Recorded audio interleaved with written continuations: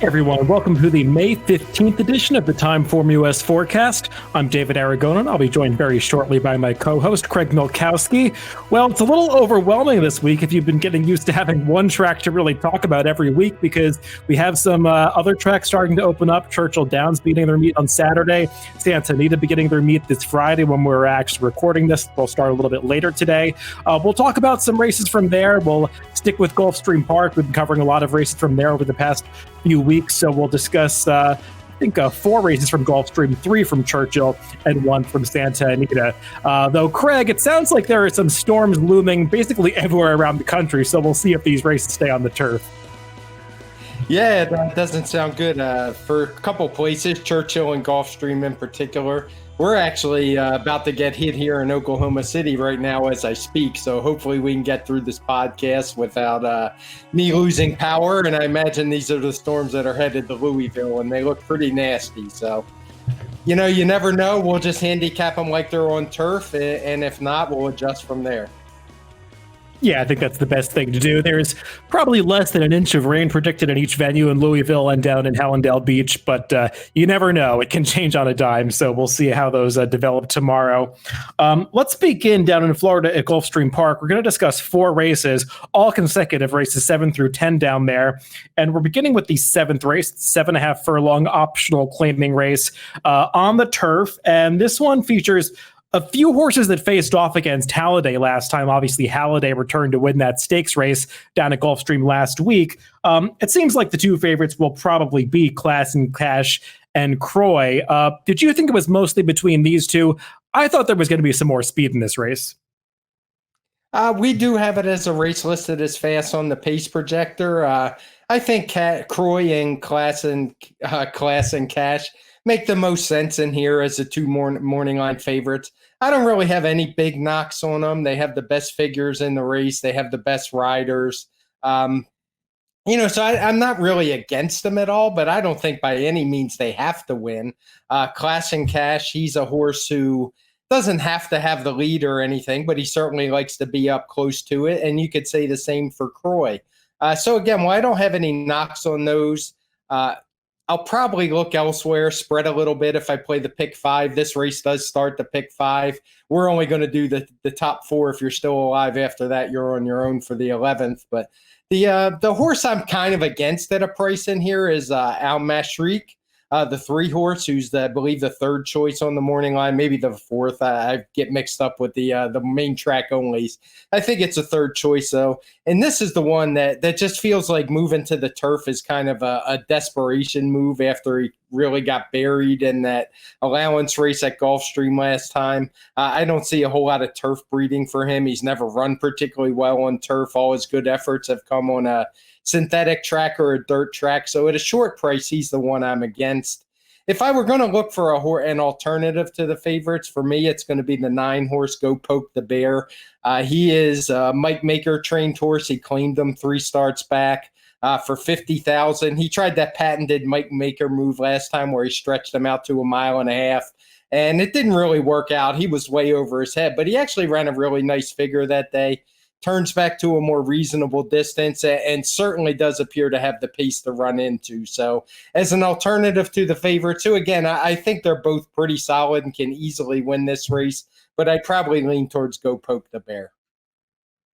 Yeah, we're on a pretty similar page here. I mean, Croy can win, as can Class and Cash, but I feel like they had all the best of it last time. That Halliday allowance race that they ran on April 4th, I know Halliday was much the best that day, but it was pretty much a merry-go-round affair. Nobody really did any closing that day. And I think these 2 just kind of sucked along for 2nd and 4th. So they are the 2 fastest horses in the race, but there's other speed in here, like you mentioned. I mean, I even think the number 2 Thunder Ride, who's not projected to be up close in the pace projector, they've got to use him more aggressively because he runs his best races on the lead.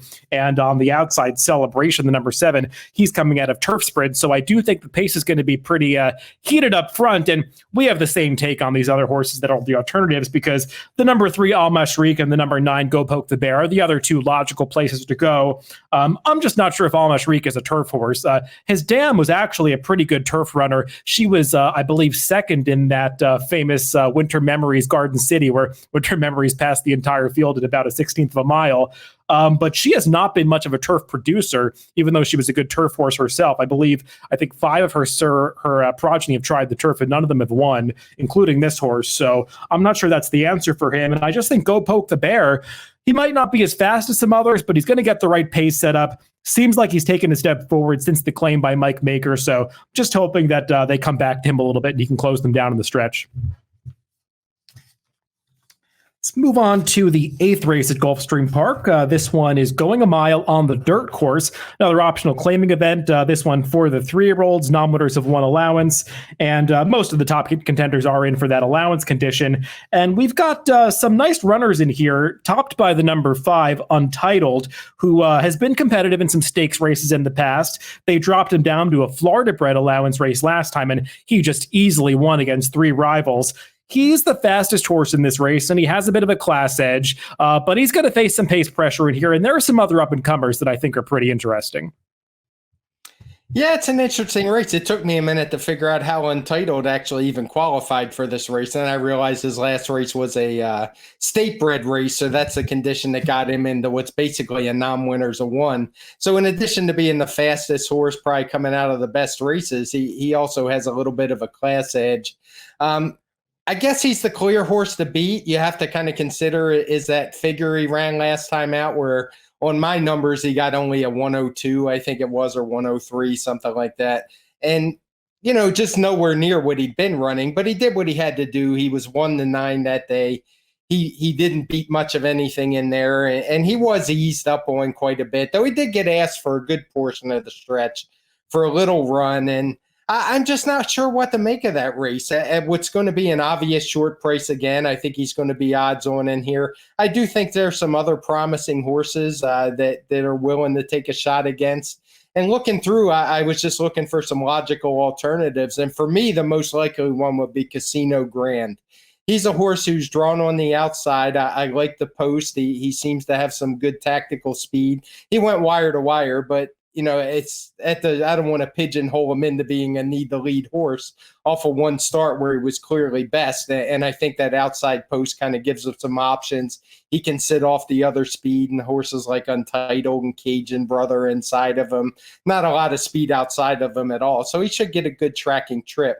And I opened up Formulator, as I often do for my trainer stats, and looked up the trainer, how he does with these types. Christophe Clement with horses who are coming off a maiden win first out in their second start. And he does really well with them. He's a 25% trainer in that situation with a 2.45 ROI per $2. So while he does have to improve quite a bit to beat Untitled, I'll probably give him a shot to do so if he's anywhere near that morning line of 6-1.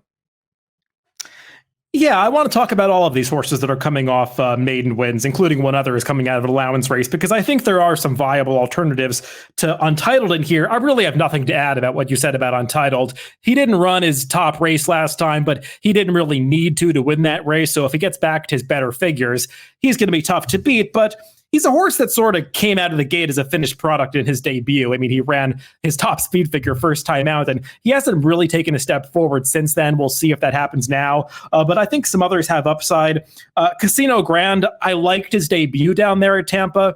My one question is, how good was that race? Because I know the third place finisher came back to win, but he did it against Baden Claiming Company. It actually regressed on his TimeformUS speed figure. So I'm not sure he was facing much that day. And that stat you mentioned for Christophe Clement, he is very good off maiden wins, especially with horses that won their debuts, but almost all of those victories have come on the turf. I actually was looking up that stat with a horse that he won with on the turf last week at Gulfstream, I think Arithmetic, and his numbers are off the charts good on turf in this situation. On dirt, he's just 3 for 21, which is not bad. I mean, he wins with a few of them, but sometimes they're a little over bet.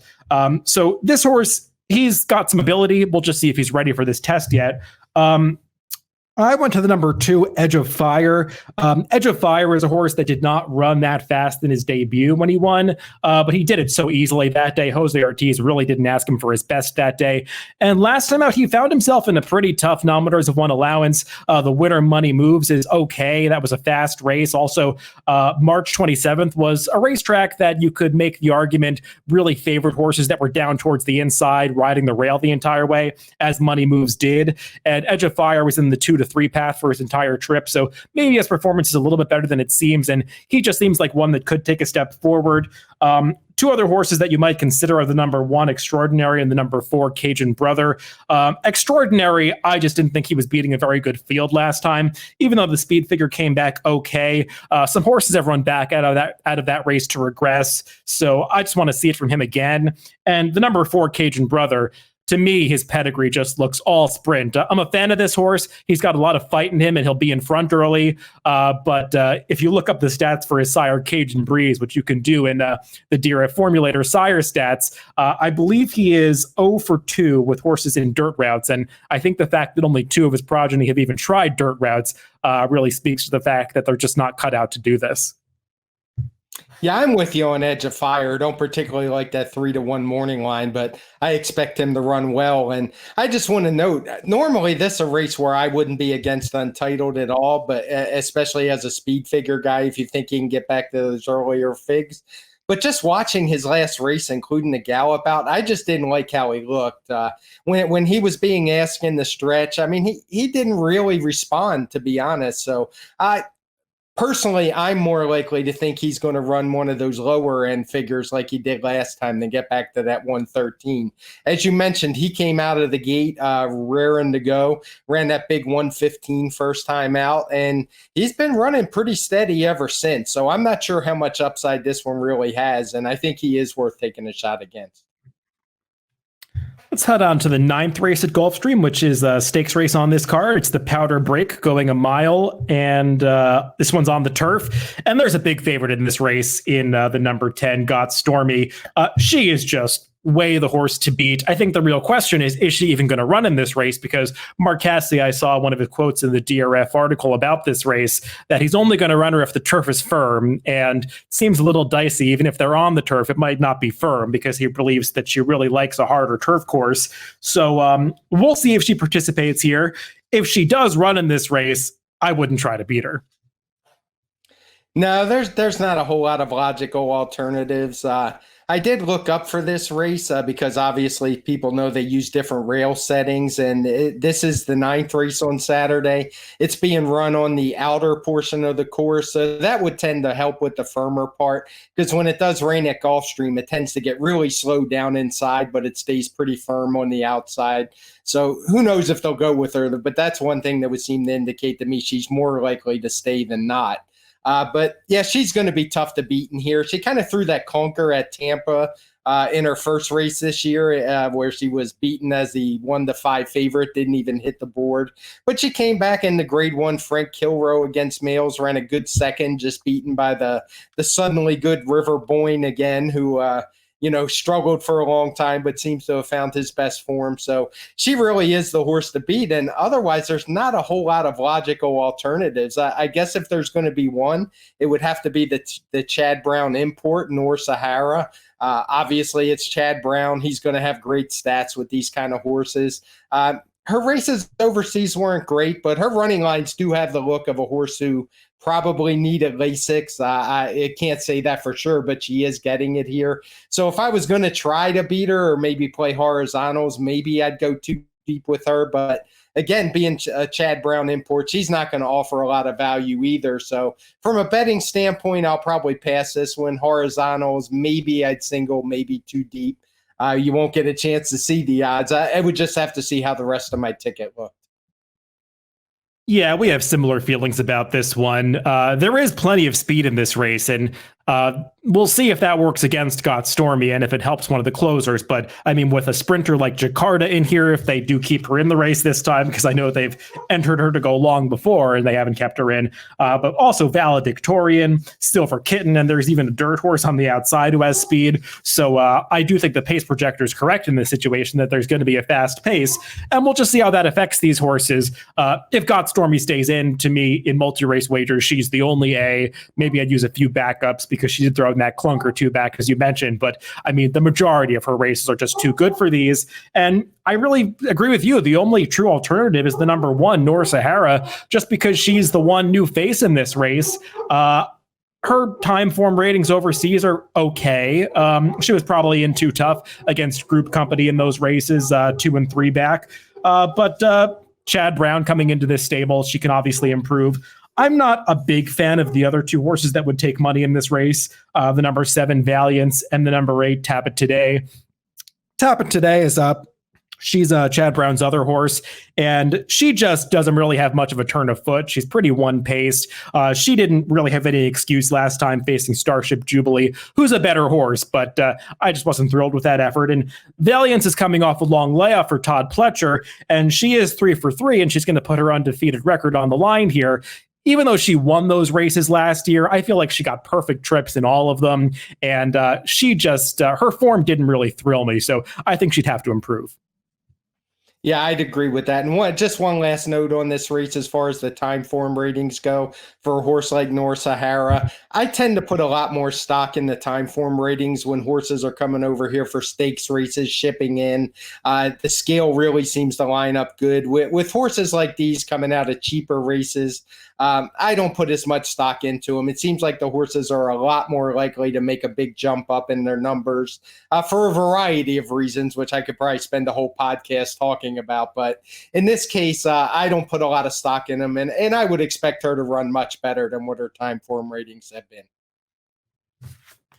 The other stakes on this Gulfstream Park Saturday card is the Musical Romance going as the 10th on the card. This one is 4 state-bred fillies going that 7 furlong distance on the dirt. And we've got a fast pace predicted here, and I really think we only need one horse in the race to ensure that's the case. That would be the number 7 Ladies Island, who typically just runs off the screen in the early going. She's really unrateable, so I don't think it matters that there is other speed in this race, and there really is other speed in this race. There are other horses that will try to press her, but she's just so fast. I think the real question for Ladies Island is, can she get the 7 furlongs? Yeah, that is the question for me, and I'm going to bet that she can't. Because she just looks like a horse who she doesn't, even when she wins at 6 furlongs, she's usually slowing noticeably towards the finish. She just has such a big lead that it doesn't matter. And for a Florida bred race, this one came up pretty tough. There are a couple decent, really good fillies in here. I actually prefer Bolera. I think she is a better horse than Ladies Island, in my opinion. She is turning back in distance, but she's shown pretty good tactical speed. I think she can probably stay within shouting distance, and I think she is personally probably the horse to beat.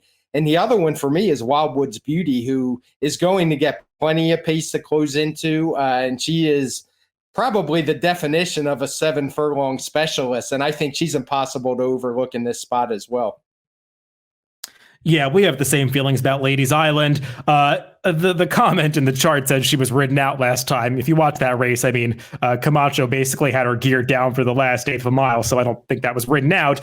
But the issue with Ladies Island is, as you said, she does that every time, where she just basically comes to a stop by the time they hit the wire. She typically has an insurmountable advantage going 6 furlongs by the time they hit the 8th pole, so it doesn't matter. But going 7, I think it's going to be more difficult for her to hang on. And her one prior effort going 7 furlongs was in this race last year, and she lost to a rival, Stormy Embrace, by 10 lengths, barely held on for second that day. So I'm a little concerned about her getting this distance. And I agree with you. The two main alternatives are Bolera and Wildwood's Beauty. I would switch them up, actually.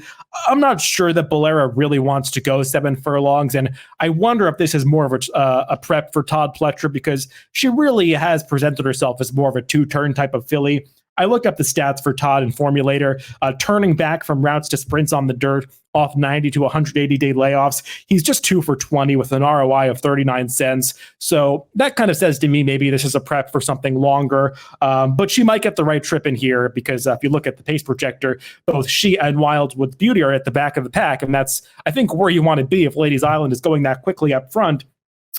And Wildwood's Beauty, she's really adapted her running style lately to, early in her career, she was a horse that wanted to be up close to the pace, but when she's faced some hotter paces in her recent starts in the Inside Information and the Hurricane Birdie, Leparoux took her further back in the pack, and she basically ran the same race anyway. She just got beaten by horses that were coming from farther back than she was in Pink Sands and Sally's Curlin, but she's just super consistent. She's really never been out of the exacta in 12 starts on the dirt, and I just think if she shows up, she's going to be tough for this field to beat.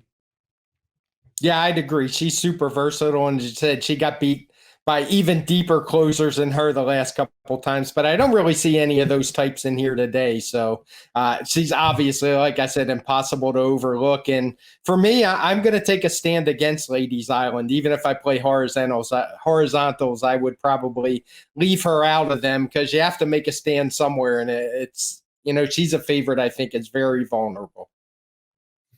And as you said, that pick 5 sequence ends with a maiden claiming race, which we're not going to discuss. We'll leave you guys to handicap that one for yourselves. We're instead going to move on to Churchill Downs, which is beginning their meet on Saturday. And it's a really just an excellent card. I mean, you've got Mon and White Girl coming back early in the day. We're not going to talk about that race in depth because she's supposed to win that return effort at a short price. But there are some really intriguing full fields later in the card. And we're going to discuss 3 of them, beginning with the 8th race, going a mile on the turf. This is a nominators of 1 allowance race, 3 and up.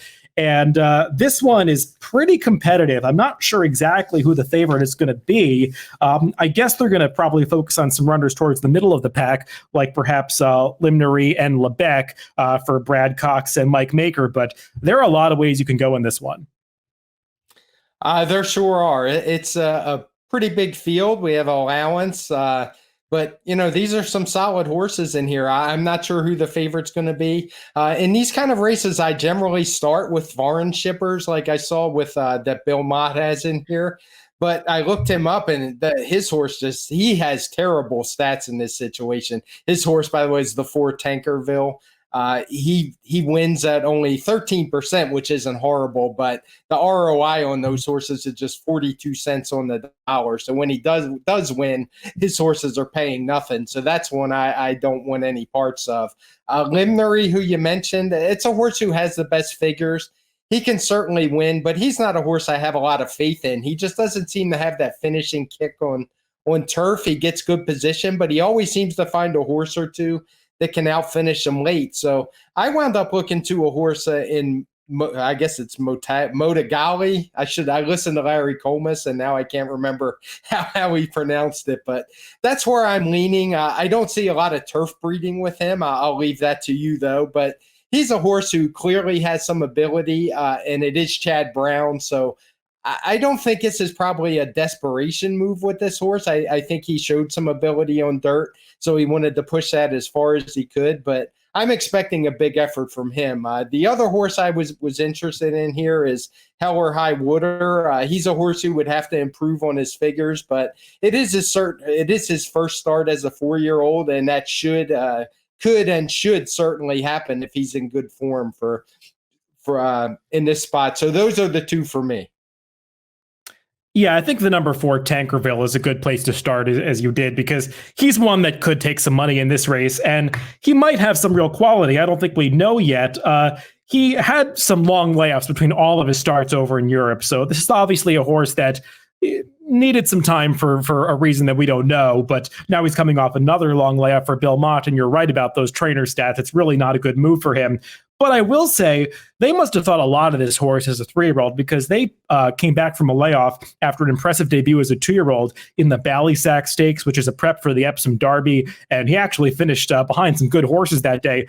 Broome, the winner, went on to finish second in a Group 1. And Sovereign, the second place finisher, he was actually the Irish Derby winner last year. So that was just too tough for him. I didn't love his race going the mile and an eighth last time at Tipperary. And I wonder if maybe a mile is ultimately going to be too short for this horse, because his pedigree does say longer distances will be preferred. But I'll use him. I just think at a short price, you want to look elsewhere. I'll say that based on everything I know about pedigree, I could never bet a horse like the number 9 Motagali. First of all, Union Rags might be the worst turf sire standing anywhere in the country. If you look up his stats, he's had a ton of turf starters for whatever reason, because they don't run, and he's just winning at a 4% rate, which is almost unbelievably bad, especially for a horse, a sire that gets the kind of mares that he does. And on the bottom side, I don't see any turf pedigree there either. I mean, the Dam sire wasn't a turf horse. The Dams produced some runners that haven't done any running on the turf. So it's a little odd to me. Chad Brown did work this horse on the turf at Palm Meadows. Maybe he saw something. I don't know if it's a desperation move, but this is not a horse that I could ever bet. There are some others, though, that intrigue me in this race. I agree with you about Lebec and Limnery. They're not that interesting. The interesting horses for me are the number 1, Bama Breeze, and the number 10, Sea of Hope. Bama Breeze is a 3-year-old in this race who's trying to face older company for the first time. He just made 1 start as a 2-year-old, and they dismissed him at 23-1 that day. I don't know if that was the strongest maiden event that we saw at Churchill last year, but if you watch that race, this horse has ability. He was in traffic for almost the entire race, just got out in the late stages, and once he found some daylight, he just ran past those 2 horses that were on the lead like they were standing still. He's now returning for Rusty Arnold. He was previously with Ben Colebrook, but this horse, he's going to win some big races down the line because he looked pretty good that day. We'll see if this is the right spot for him to return in. And I don't know if he's going to be 10-1 because I think he was the kind of horse that probably turned a lot of heads last time. But he's a horse that I want to use in this race. The other one that I want to throw in is the number 10, Sea of Hope. It's kind of a trade-off for Ben Colebrook. He lost a promising horse with Bama Breeze, and he's picking up this horse from Christophe Clement, first off a trainer change. Sea of Hope is a horse that I liked a lot when he was in Clement's barn as a 2-year-old back in November of 2018 when he finished 3rd in a really strong maiden race behind Demarchelier and Seismic Wave, both horses who went on to win stakes. He just got 2 rank in his subsequent start when he lost at a short price at Gulfstream, but he was a visually impressive winner when he broke his maiden in April of last year. And then, as you can see in the chart comment, he just bled in a race, and he was off for a long time after that. This is a horse who once had a lot of ability, and now he's coming back off a layoff. Not the strongest move for Ben Colebrook, but he's got some tactical speed in a race that doesn't feature a ton of speed. So I think he could work out the right trip, and he could be a decent price in here. Just a couple notes for me to close this one out. First off, that's why I leave the turf breeding to you. I'll certainly use that information. Second, as far as Bama Breeze goes, he only got an 87 TimeformUS speed figure, but in our PPs, we note that it was the only turf race that day. And as the figure maker, I can tell you there's nothing really tougher than making a figure for a race where it's the only one of the day, and it was for 2-year-olds. So there's a lot of times where those races tend to be underrated, and I think that's probably the case here because sometimes it's just impossible to predict how much these 2-year-olds are going to improve from race to race. As we mentioned, that was a maiden race with horses who were very lately raced. A lot of them were going long for the first time. So just a tough number to make and not a race I'd put a whole lot of stock in from a figure perspective. Let's finish up Churchill with a pair of races for 3-year-olds, both sprinting, one on the dirt and one on the turf. The 10th is for 3-year-old Phillies going 7 furlongs on the dirt. And I personally didn't have that much of a clever opinion in this race. I would think the number 2 Portrait is going to be the favorite in here. She's dropping out of a 4th place finish against Finite 2 back. She was beaten by Alta's Award last time, who was also placed in some stakes races. And she's just turning back to 7 furlongs. And I wonder if this is just the right move for her in the right distance, because she was pretty impressive winning a 7 furlong race at Ellis Park last year. And I think she's going to get a little bit of pace to close into here. And to me, she just looks like the most likely winner. Yeah, we have the paces fast, and I agree with you. My notes say she's exiting what was a really strong race.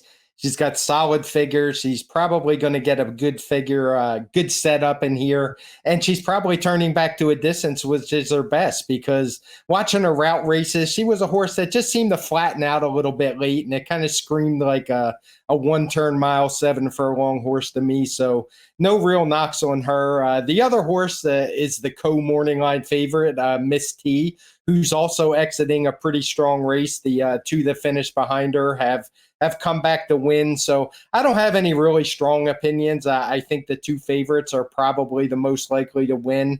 It doesn't mean they're the only 2 who can win. I think you got to look at Ford Graces. She ran pretty well on her debut. Actually got a really nice figure that day. Stretched out to a mile. Chase got caught up in a race where we have coded in red as the fractions being fast. Kind of backed up from there. So I guess you got to ask yourself, was it the distance? Did she just regress off that big start? But she's one who could win, but I would tend to lean towards her not being as good as the top 2 in here. And the other one who's coming in off a very long layoff is Aurelia Garland. She won first time out with a nice 102 speed figure, but that was over a year ago. She changes barns away from Wesley Ward to Rodolphe Brissett. So that's one I don't love it as well. So, I mean, it wouldn't surprise me if one of those other two won, but myself, I'm going to lean more on the two favorites. Yeah, I think Portrait is the most likely winner. I wasn't quite as thrilled with Miss T2 as you are. I thought her maiden victory was okay. En Vuitante, who was second that day, was a little bit green, and I thought Miss T2 really had all the best of it on the front end, setting what was a moderate pace. So I'll use her, but I definitely preferred Portrait of the two favorites. I do want to talk about Four Graces and Aurelia Garland. Four Graces, I'm starting to wonder if that debut speed figure, I mean, it made sense within the context of the day. Both the buyer and your number, they were both high, but horses have come back out of that race to regress a little bit, and I couldn't find a major excuse for her last time. It wasn't the mile, because she was out of horse at about the 5/8 pole. So she can rebound in this spot because she's got that nice pedigree. She's a half sister to McCracken, but she's going to have to run better than last time to take down this field. Aurelia Garland, to me, is the interesting horse, because I don't think we're going to get that 8-1. She's a horse that was highly touted before her debut at Belmont last year. She was in Wesley Ward's barn at that time, but I know this was one that they thought had real ability. I don't know why she's been off for so long. I don't know why she's no longer with Wesley Ward, but Rodolphe Brissett can certainly train a horse, even coming off a layoff. And this one's getting Jose Ortiz for the comeback, and she beat a decent field at Belmont. Talked You Out of It, who was second. I believe she came back to finish second or third in the Astoria next time. And Sweet Milani, obviously, she did better on the turf later. But Aurelia Garland ran a fast race that day. Her workouts at Palm Meadows have been pretty impressive. I think she's outworked most of the horses they put her in company with. So this is obviously a fast filly. We'll just see if she's ready to go 7 furlongs off the layoff. A couple things to note there. I didn't realize Jose Ortiz was back until you mentioned that. So good to see he's back. I think he was coming off an injury, if I'm not mistaken. The one thing that kind of steered me off that horse, and I'll admit on this horse, I didn't dig deep into formulator stats, but I clicked on our TimeformUS trainer stats and saw first time with the trainer, Brissett's just rated a 3, not a 33 or a 43, but just a 3. So I'm actually going to look into formulator and dig a little deeper, but that didn't sound promising for horses new in his barn. No, that's not a good stat for him. He's going to have to overcome those trends to win here. But this is a horse that has some ability, and we'll see. I really don't know what the story is, but obviously there's some reason why she's no longer with the prior trainer. Let's finish up Churchill with the 11th race. This one is also for the 3-year-old fillies, going 5.5 furlongs on the turf. As we said at the top, we'll see if these races stay on the turf, but we're going to handicap it like it is. And speaking of Wesley Ward, he's got a pretty strong hand in this race because he's got 2 runners coming off blowout wins at Turfway Park, moving back to turf here. Those are the number 4 Carrick and the number 8 Chili Pettin. But I think we're going to have some others that take money, like the Mark Cassey returnee, Fly So Pretty. She's coming off a stakes victory, so I guess we should probably start with her. Yeah, this is a race where you don't normally see conditions like this. It's an allowance race, but there are no real conditions. So, I mean, it's almost like it's a stakes race. It's pretty much open to anybody that wants a run. There are some weight allowances in there, but not much else. And I guess we should start with the Wesley Ward horses. And I'll be honest, I'm not all that impressed by them. They can win, but they haven't been particularly fast. They don't have the normal speed that you see out of Wesley Ward horses. They're turning back in distance for the most part, coming off synthetic surface wins. So I'm actually going to try to beat them in here, and I'll get straight to the point. There's a horse in here who is one of my favorite angles that I've used for years. It's a high ROI, and it's horses sprinters trying turf sprints for the first time off of dirt, who our pace projector predicts to be in the lead. And for this race, that's Ilchester Cheetah. I'm not sure we're going to get that 12-1 morning line. She last won at Aqueduct, what was a strong race. I think Kansas Chris came out of there to run second in one of the 3-year-old stakes races. And I just think this is a horse we know she's quick. She's made the lead at Charlestown going 4.5. So you don't do that without a lot of speed. And she actually has really good numbers. So anywhere near that morning line, and I'm not going to look much further, she'll be my bet. Yeah, I'll get to her in a little bit, but we have very similar feelings about this race. As for the Wesley Ward runners, of the two, I actually prefer Chili Petin on the number 11 horse. We'll see if she's the bigger price. She's the bigger price on the morning line. But she's got a nice turf pedigree. Her debut at Keeneland last year, it wasn't the fastest of the debut winners that Wesley Ward sent out, but she actually ran okay in that Ascot race. They asked her to go 6 furlongs, which I think is tougher than most of the 5 furlong races that he participates in over there. The winner of that race, Dye, turned out to be a pretty good 2-year-old filly. And this Wesley Ward, Chili Petin, she led them for a long way that day. She came back in a Turfway Park allowance race last time, won it well enough, but I like her getting back on the turf. And Wesley Ward, this stat applies to both of his runners in here. If you look it up in Formulator, going synthetic to turf in sprints with horses that won last out on that synthetic surface, he's 7 for 14, 50% over the last 5 years. So this is something he does quite well. I'll definitely use her. Of the 2 horses with stakes form, the number 9 Bredenbury and the number 10 Fly So Pretty, I kind of prefer Fly So Pretty because she's got that good sprint form, but she had everything come together for her in that Stuart Manor last time. Remember, that was a time on the Aqueduct Turf course when you wanted to be down inside, and Joel Rosario just gave her a perfect ride, saving ground the entire way, came out, got a fast pace to close into. So I'm not sure that she's quite that good, but she might get some pace to close into again here. And Bredenbury, I'm just not sure if she wants to go this short because even in Europe, she was going 6 furlongs, and this 5.5 can be pretty quickly run for some horses with form like that. So I'm with you. I think Ilchester Cheetah is pretty dangerous to wire this field because she's posted some pretty impressive speed figures on the dirt. I know that 110 that she earned last time at Aqueduct, it seemed like it was a little fast for her just on the surface of things. But as you said, Kansas Kiss came back to validate that number. And her dam, Ilchester Cheetah's dam, all of her wins came on the turf, so there's real turf pedigree on the dam side. And the sire, It's My Lucky Day, his turf stats aren't the best, but if you look up in Formulator, his top progeny, just by their top buyer numbers, most of them have preferred turf over dirt. So I think this filly could actually move up on the turf. Yep, that's don't know if it's a good sign or not that we landed on the same long shot, but let's hope it is.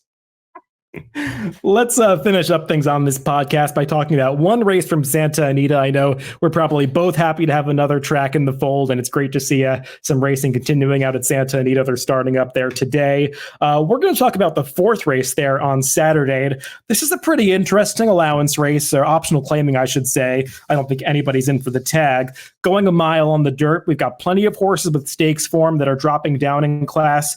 I think we've got to start the conversation with the number 6 Multiplier because he figures to be the favorite in this race. He's coming off that second place finish in the Santa Anita handicap last time, but I think you'll agree with me that he doesn't deserve as much credit as he normally would get for finishing second in a Santa Anita handicap. No, it's definitely not your typical Santa Anita handicap. It's funny how you started that because my first note is that I guess you have to start with Multiplier. And I mean, I guess he's the deserving favorite in here, but he's cutting way back in distance from 1.25 miles to a mile. He's never won at a race this short. He's not exactly a win machine as it is. I think he's 3 for 25 lifetime. So for me, this is a favorite that I have to try to beat. Excuse me. Axeman is in here. He is clearly David, why don't you go ahead and I'll pick up after you. I'll let you get a drink of water. I agree about Multiplier.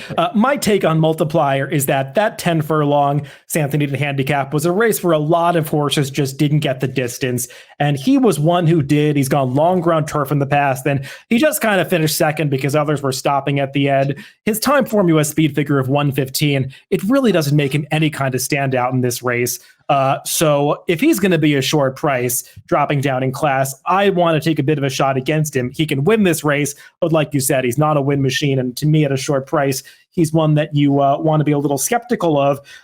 Axeman, he's one of 2 Bob Baffert horses in this race. And I think you've got to talk about both of them. Axeman at his best, he's good enough to win this race, and also at his best, he can get a mile, but I wonder just what version of Axeman we're going to see these days, because it's been a long time since he's been any kind of consistent. And it's been a while since he's even run a speed figure that's going to make him dangerous here.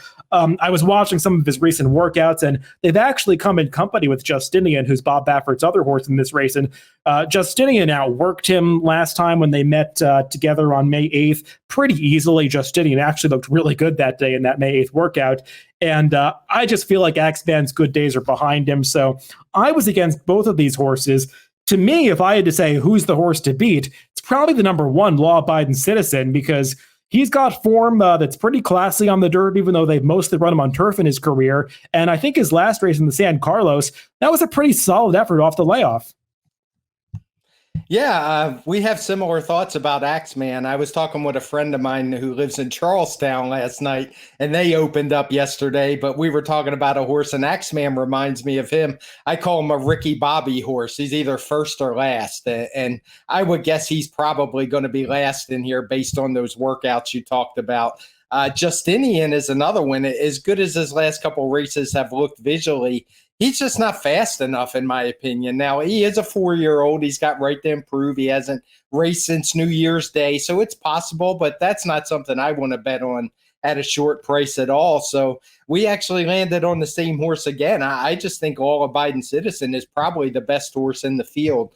He got a nice 120 TimeformUS speed figure when he was fourth in the Grade 2 San Carlos. Now, admittedly, that was only a 6-horse field, but he was actually up dueling on the lead with, I think it was St. Joe's Bay, who later shipped the Oak on. But he's a very fast horse, and he dueled with that one, put him away. Wasn't able to hold off the closers, but I would argue 7 furlongs isn't even his best distance. He's probably better going longer.